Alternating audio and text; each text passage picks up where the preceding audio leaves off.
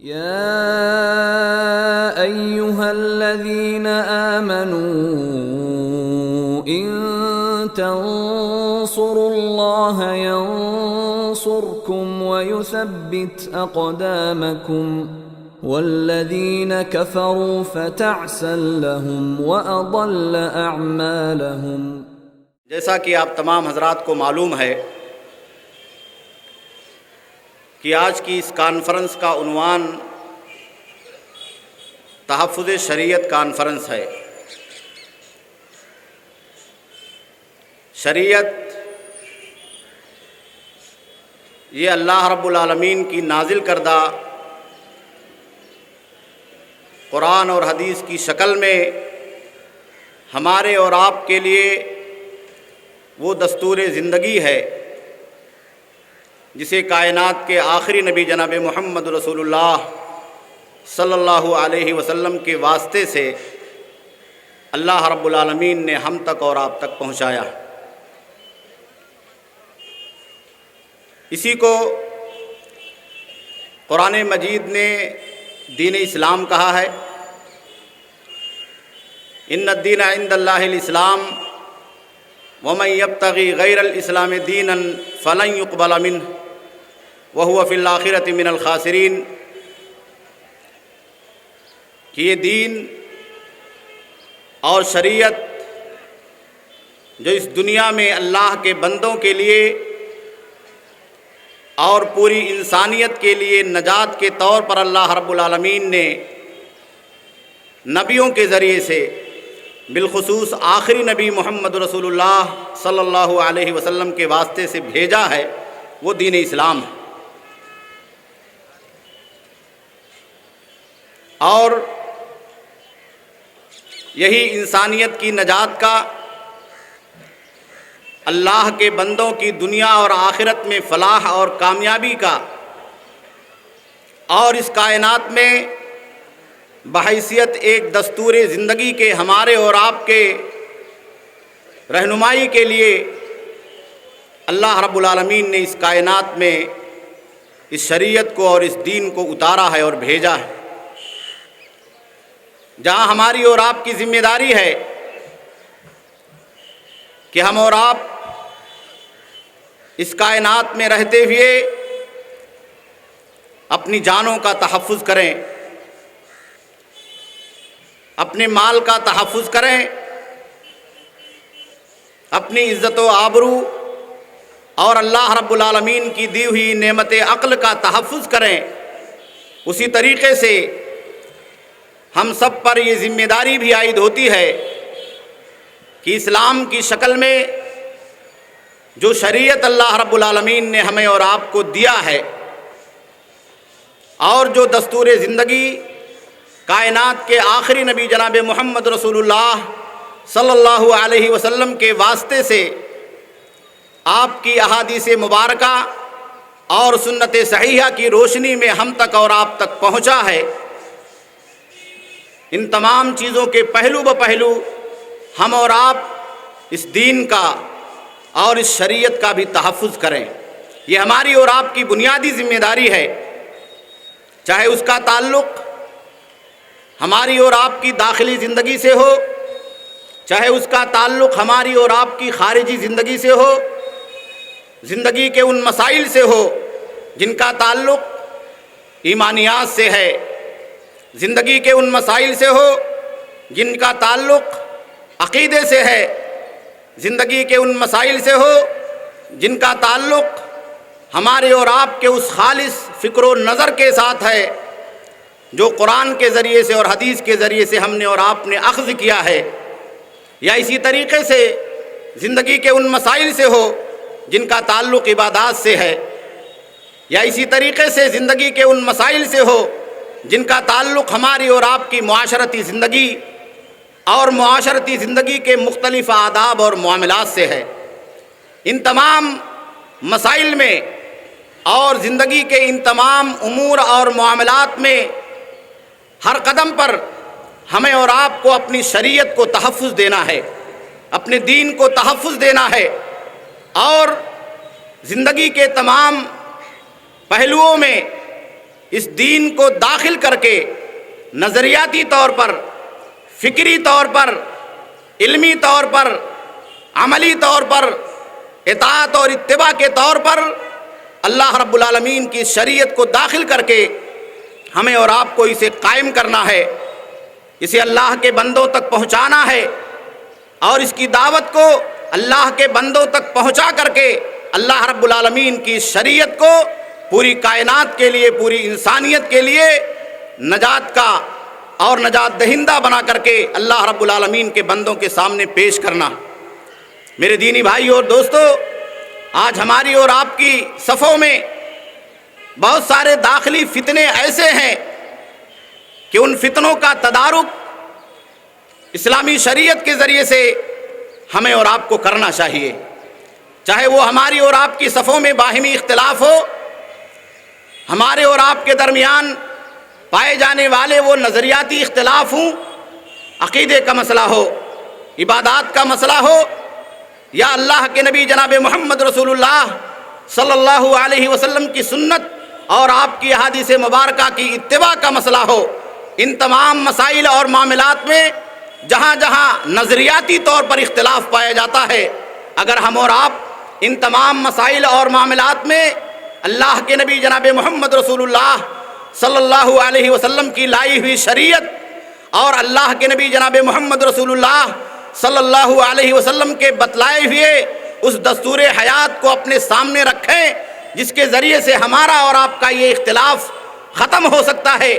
ہماری اور آپ کی زندگی میں انتشار اور نظریاتی اور فکری اختلاف کے وہ ادوار ختم ہو سکتے ہیں جو آج ہماری اور آپ کی صفوں میں پائے جاتے ہیں،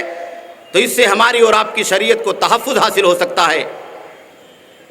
اسی طریقے سے بہت سارے خارجی فتنے ہیں جو سماج اور معاشرے میں اسلام کے خلاف اور اہل اسلام کے خلاف بھڑکائے جاتے ہیں، اور ان فتنوں کا ہمیں شکار بنایا جاتا ہے، چاہے وہ ہماری میڈیا ہو، چاہے اس طریقے سے اعدائے اسلام ہوں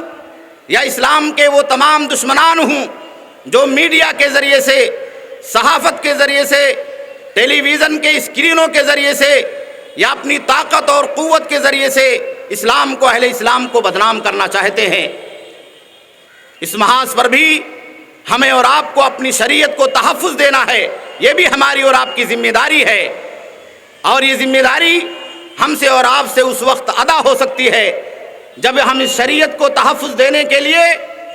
اسلام کے خلاف ان تمام پروپیگنڈوں کے مقابلے میں اپنے آپ کو کھڑا کریں،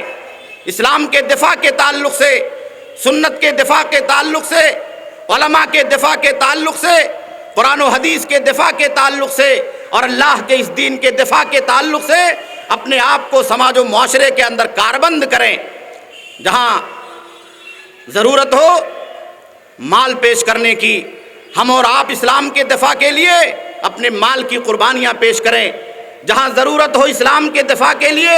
اپنے وقت کی قربانی کی، ہم اور آپ وقت کی قربانی پیش کریں، جہاں ضرورت ہو اسلام کے دفاع کے لیے اپنے نفس کی قربانی کی، ہم اور آپ اپنے نفس کی قربانی پیش کریں، تو شریعت کو، ہمارے دین کو اور اللہ رب العالمین کے اس نازل کردہ دین اسلام کو تحفظ حاصل ہو سکتا ہے۔ میں ایک بات آپ حضرات کے سامنے رکھنا چاہتا ہوں کہ آج نظریاتی طور پر ہماری اور آپ کی صفوں کے اندر بہت ساری کمزوریاں داخل ہو چکی ہیں، بہت سارے بگاڑ فکر و نظر کے اعتبار سے ہماری اور آپ کی زندگی میں داخل ہو چکے ہیں۔ اگر ہم اسلام کے تحفظ کے لیے دنیا کے لوگوں کے سامنے صدائے احتجاج بلند کریں، اگر ہم اسلام کے تحفظ کے لیے دنیا کے لوگوں کے سامنے جلوس اور مظاہرے کریں، تو اس سے پہلے ہمیں اور آپ کو سوچنا چاہیے کہ نظریاتی طور پر ہماری اور آپ کی صفوں میں، ہمارے اور آپ کے سماج و معاشرے کے اندر کہیں ایسا تو نہیں کہ وہ دین اور وہ اسلام و شریعت جو اللہ رب العالمین نے ہمیں اور آپ کو دیا ہے اس کے تحفظ کے تعلق سے ہم اور آپ کمزور پڑ رہے ہیں۔ آپ دیکھیے عقیدہ توحید کا معاملہ ہماری اور آپ کی زندگی کے اندر بہت ہی دھندلا ہوتا ہوا نظر آ رہا ہے۔ اللہ رب العالمین کی عبادتوں کا معاملہ ہمارے اور آپ کے سماج و معاشرے کے اندر بہت ہی کمزور نظر آ رہا ہے۔ اسی طریقے سے اللہ کے نبی جناب محمد رسول اللہ صلی اللہ علیہ وسلم کی اتباع کا معاملہ، آپ کی سنت اور اس کی پیروی کا معاملہ ہماری اور آپ کی صفوں میں بہت ہی کمزور ہوتا ہوا نظر آ رہا ہے۔ داخلی اعتبار سے، نظریاتی اعتبار سے، عملی اعتبار سے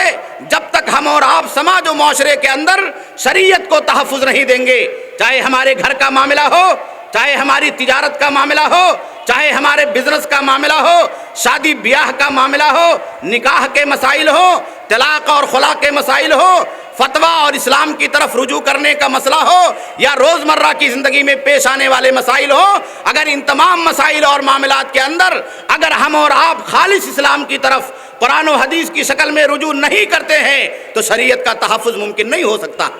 اسلام کا تحفظ ممکن نہیں ہو سکتا ہے۔ نعروں کے ذریعے سے اور مختلف سیاسی ایجنڈوں کے ذریعے سے اسلام کی نمائندگی یا شریعت کی نمائندگی تو کی جا سکتی ہے سیاسی پلیٹ فارم پر، لیکن شریعت کا جو حقیقی تحفظ مقصود ہے اور شریعت کا جو حقیقی تحفظ کیا جا سکتا ہے اور اسلام کو جو اس کائنات کے اندر اللہ رب العالمین کے دین کی شکل میں لوگوں کے درمیان پیش کرنے کے حوالے سے اور اس کی پیغام آفری کو دنیا کے لوگوں کے سامنے پیش کر کے اسے تحفظ دیا جا سکتا ہے، وہ صرف اور صرف عمل کے ذریعے سے ہو سکتا ہے۔ ہمارا عقیدہ صحیح ہو جائے، ہمارے اعمال صحیح ہو جائیں، ہماری زندگی کے اندر وہ نیکیاں اور اسلام کی وہ اسپرٹ داخل ہو جائے جسے اللہ کے نبی جناب محمد رسول اللہ صلی اللہ علیہ وسلم نے اور جس کی روشنی کو اللہ کے نبی جناب محمد رسول اللہ صلی اللہ علیہ وسلم کے ماننے والوں نے ہم تک اور آپ تک پہنچایا ہے، تو ہمارا اسلام بھی محفوظ ہوگا، ہمارا دین بھی محفوظ ہوگا، ہمارا کلمہ بھی محفوظ ہوگا، ہماری صفیں بھی محفوظ ہوں گی، ہماری جماعت بھی محفوظ ہوگی، ہمارے گھر بھی محفوظ ہوں گے، اور سماج و معاشرے کے اندر وہ تمام پروپیگنڈے جو میڈیا کے حوالے سے اسلام کے خلاف اٹھائے جا رہے ہیں، جو میڈیا کے حوالے سے ہمارے اور آپ کے خلاف بلند کیے جا رہے ہیں، ہم ان کا عملی طور پر، پریکٹیکل طور پر سماج و معاشرے کے اندر جواب بھی پیش کر سکتے۔ میں آپ کو بتاؤں، تحفظ شریعت کے حوالے سے بہت دنوں سے ہمارے اور آپ کے درمیان مسلم پرسنل لا بورڈ کے بینر تلے جو کوششیں چل رہی ہیں، اللہ رب العالمین کے فضل و توفیق سے وہ بہت ہی اچھی ہیں۔ ملک کی مختلف ملی جماعتوں نے ایک پلیٹ فارم پر کھڑے ہو کر کے، ایک اسٹیج پر کھڑے ہو کر کے اسلام کے تحفظ کے لیے، شریعت کے تحفظ کے لیے اور بھارت میں ہمیں اور آپ کو دیے ہوئے سمویدھان کے حوالے سے، اس کے آرٹیکل کے حوالے سے مسلم پرسنل لا کے تحفظ کے لیے جو آواز بلند کی ہے، میں ان تمام لوگوں کو مبارکباد دیتا ہوں۔ لیکن میں اپنے مسلمان بھائیوں سے، کلمہ گو بھائیوں سے یہ بھی کہنا چاہتا ہوں کہ شریعت کا تحفظ اگر ہم اور آپ قانون کے ذریعے سے کرنا چاہتے ہیں تو اس سے پہلے شریعت کا تحفظ اللہ کے نبی جناب محمد رسول اللہ صلی اللہ علیہ وسلم کی سچی اتباع کے ذریعے سے اور آپ کی سچی پیروی کے ذریعے سے اور دین خالص کی سچی اطاعت کے ذریعے سے ہمیں اور آپ کو کرنے کا اپنے سینوں میں جذبہ بیدار کرنا ہوگا۔ یہ جذبہ کہیں نہ کہیں مردہ ہو رہا ہے، یہ جذبہ ہماری اور آپ کی صفوں میں کہیں نہ کہیں کمزور پڑ رہا ہے۔ آپ دیکھیے، نکاح کا مسئلہ ہو، جہیز کے معاملات ہو، طلاق کا مسئلہ ہو، خلا کا مسئلہ ہو، ان تمام مسائل اور معاملات میں ہم اور آپ شریعت کی طرف کتنا رجوع کرتے ہیں، اسلامی احکام کی طرف کتنا رجوع کرتے ہیں، اسلام کے اس لا کی طرف یا اپنے اس مسلم پرسنل لا کی طرف کتنا رجوع کرتے ہیں جس کو بھارت نے کے آئین کے حساب سے اور دستور کے حساب سے ہمیں اور آپ کو تحفظ دیا گیا ہے اور اس کے اعتبار سے ہمیں اور آپ کو اس ملک کے اندر زندگی گزارنے کے لیے رائٹ اور حق دیا گیا ہے۔ لیکن ہم اور آپ اس کے اندر کتنے سچے ہیں، کتنے ایسے مسلمان بھائی ہیں ہماری اور آپ کی صفوں میں، ہمارے اور آپ کے اس ملک ہندوستان میں، جن کے گھروں کے اندر شادیاں اسلام کے طریقے سے، سنت کے طریقے سے، اللہ کے نبی جناب محمد رسول اللہ صلی اللہ علیہ وسلم کے بتائے ہوئے اس سیدھے اور سادے پیغام کے طریقے پر ہو رہی ہے جو قرآن نے ہمیں سکھایا ہے اور جو اللہ کے نبی جناب محمد رسول اللہ صلی اللہ علیہ وسلم کی حدیثوں سے ہم نے سیکھا ہے۔ ہمارے اور آپ کی صفوں میں یا ہمارے اور آپ کے گھروں میں اگر نا اتفاقی طور پر میاں اور بیوی کے درمیان کبھی رنجش پیدا ہو جاتی ہے تو ہم میں سے کتنے ایسے لوگ ہیں جو اسلامی شریعت اور اس کے احکام کی روشنی میں صلح کا راستہ اختیار کرتے ہیں؟ کتنے ایسے لوگ ہیں جو اللہ کے نبی جناب محمد رسول اللہ صلی اللہ علیہ وسلم کی بتائی ہوئی سنت اور آپ کے طریقے کے مطابق اگر عورت کا نباہ نہیں ہو رہا ہے تو اس عورت کو خلا کا رائٹ دیا جاتا ہے، اگر شوہر کا نباہ نہیں ہو رہا ہے تو اس کو طلاق کا رائٹ دیا جا رہا ہے۔ بہت ساری کمزوریاں ہیں میرے بھائیوں، میرے دوستوں، اسی لیے میں بار بار اس بات کو کہتا ہوں کہ ایک مسلمان شوہر یا ایک مسلمان خاتون اور بیوی اگر آپس میں نکاح کے بعد باہمی اختلاف کی وجہ سے، نباہ نہ ہونے کی وجہ سے اپنے اس معاملے کو کورٹ کے اندر لے کر کے پہنچتے ہیں تو کہیں نہ کہیں اس میں سے ایک فریق اس کورٹ میں کھڑا ہو کر کے قرآن کو چیلنج کرتا ہے، کہیں نہ کہیں اس میں سے ایک فریق کورٹ میں کھڑا ہو کر کے اسلام کو چیلنج کرتا ہے، کہیں نہ کہیں ایک فریق کورٹ میں کھڑا ہو کر کے اپنی شریعت کو چیلنج کرتا ہے۔ آپ بتائیے، اگر بیوی مظلوم ہے اور وہ کورٹ کے اندر جاتی ہے تو شوہر وکیلوں کا سہارا لے کر کے، جھوٹے مقدمات کا سہارا لے کر کے، جھوٹے گواہوں کا سہارا لے کر کے، ظاہر سی بات ہے جو ریٹ پیٹیشن کورٹ میں کرتا ہے اس عورت کے خلاف اور اس کے خلا کے رائٹ کے خلاف، وہ اسلام کے خلاف چیلنج ہے، وہ قرآن کے خلاف چیلنج ہے۔ شریعت نے جب اسے رائٹ دیا ہے، شریعت نے جب اسے حق دیا ہے تو آپ کا حق یہ تھا کہ آپ ایک مسجد میں بیٹھ کر کے، ایک مسجد کے امام سے فتویٰ لے کر کے، اپنی جماعت کے امام سے فتویٰ لے کر کے اس فتوے پر دونوں آدمی عمل کر لیتے اور دونوں فریق صلح و مصالحت کا راستہ اختیار کر لیتے، اللہ کے نبی صلی اللہ علیہ وسلم کی شریعت کو تسلیم کر لیتے۔ لیکن اگر آپ شریعت کو تسلیم نہ کر کے کسی اور راستے کو اختیار کرتے ہیں، کسی اور طریقے کو اختیار کرتے ہیں، بل کا پریوگ کرتے ہیں، پیسے کا پریوگ کرتے ہیں، سیاست کا پریوگ کرتے ہیں، قانون کا پریوگ کرتے ہیں، تو میرے بھائیوں، میرے دوستوں، کہیں نہ کہیں ان دونوں میں سے ایک فریق اسلام کو چیلنج کرتا ہوا نظر آتا ہے۔ ہم لوگوں کے سامنے یہ معاملات پیش آتے ہیں۔ ہمارے یہاں جامعہ رحمانیہ سے طلاق کے ایک میٹر میں فتویٰ صادر کیا گیا، دیا گیا، فتویٰ صحیح تھا طلاق کا، لیکن میاں اور بیوی دونوں کے درمیان اس فتوے کے اعتبار سے عمل نہیں ہو سکا۔ ایک نے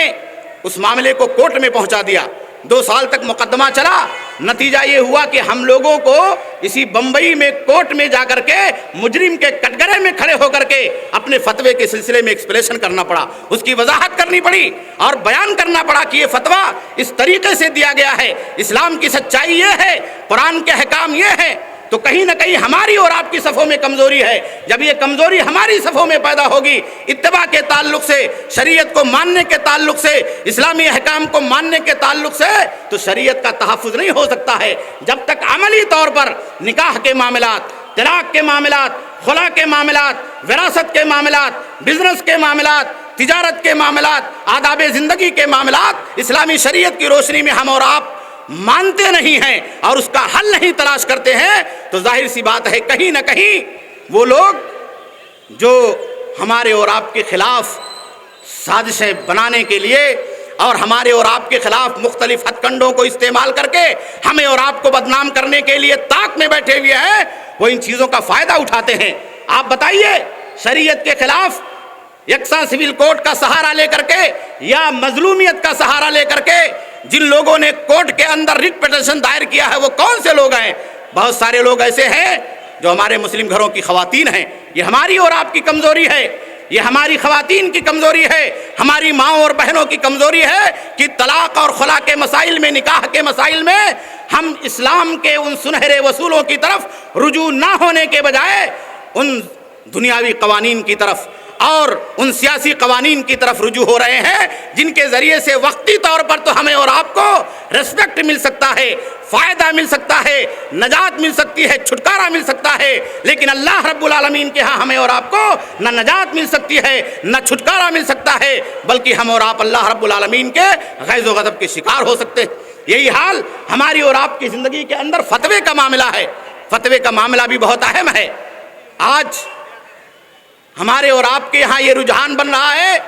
کہ وہ آدمی فتویٰ لینے کے لیے جاتا ہے یا فتویٰ طلب کرتا ہے جس کا کہیں حق مار لیا جاتا ہے، جس کا حق کہیں کم اس کے حصے سے اسے دیا جاتا ہے،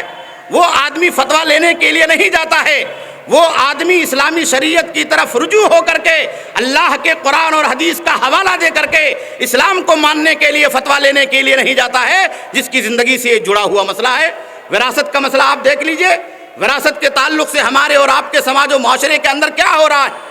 اسلام نے وراثت کا جو قانون، نظام وراثت اور اس کے جو اصول سورہ نساء کی مختلف آیتوں کے ذریعے سے ہمیں اور آپ کو دیے ہیں، آج میں یہ کہہ رہا ہوں کہ 90% لوگ ہماری اور آپ کی صفوں میں اسے ماننے کے لیے عملی طور پر آمادہ اور تیار نہیں ہے، عملی طور پر آمادہ اور تیار نہیں، 90%، الا ماشاء اللہ الا من رحم اللہ۔ تو یہ شریعت کے تحفظ میں کہیں نہ کہیں ہم سے اور آپ سے کمزوریاں ہو رہی ہیں۔ ہماری اور آپ کی زندگی میں خود ہمارے اور آپ کے ان جذبوں کے ذریعے سے، ان بدنیتیوں کے ذریعے سے اور ہمارے اور آپ کی زندگی میں آنے والے ان معاملات کے ذریعے سے شریعت خود کہیں نہ کہیں غیر محفوظ ہو رہی ہے۔ میں آپ کو ایک مثال بتاؤں، ہمارے یہاں ایک صاحب وراثت کے سلسلے میں فتویٰ لینے کے لیے آئے، 7-8 سال کا مسئلہ ہے، اسی بمبئی شہر کا مسئلہ آئے۔ انہوں نے کہا کہ مولانا صاحب، میرے والد صاحب کا انتقال ہو گیا ہے، ہم 4 بھائی ہیں، ہم لوگوں نے باپ کی جائیداد کو بیٹھ کر کے آپس میں تقسیم کر لیا ہے، لیکن مجھے ایسا لگتا ہے کہ مجھے باپ کی جائیداد میں حصہ کم ملا ہے، تو میں چاہتا ہوں کہ شریعت کے اعتبار سے اسلامی وراثت کے قانون کے اعتبار سے میرا جو حق بنتا ہے اسے آپ بتا دیں، اسے آپ لکھ کر کے دے دیں، تو میں اپنے بھائیوں کے درمیان بیٹھ کر کے اپنا حق لے لوں۔ اتفاق سے میں نے ان سے کہا کہ یہ بتائیے کہ آپ کے والد کی وفات کے بعد آپ کے 4 بھائیوں کے علاوہ آپ کے گھر میں بہنیں بھی ہیں، آپ کے والد کی بیٹیاں بھی ہیں؟ تو انہوں نے کہا 3 بیٹیاں ہیں۔ تو میں نے کہا ابھی آپ کی جائیداد 4 حصوں میں تقسیم ہوئی ہے اور آپ نے اپنی جائیداد کو 4 حصوں میں تقسیم کیا ہے، شریعت کے اعتبار سے آپ فتویٰ لینے کے لیے آئے ہیں قرآن و حدیث کے اعتبار سے، تو ان 3 بہنوں کا، والد کی ان بیٹیوں کا بھی شریعت کے اعتبار سے آپ کی جائیداد میں حصہ بنے گا۔ تو انہوں نے کہا کہ تب تو میرا حصہ اور کم ہو جائے گا۔ تو میں نے کہا ظاہر سی بات ہے، آپ کو اگر فتویٰ لینا ہے تو وراثت کے تعلق سے اپنا سوال لکھ لائیے، اور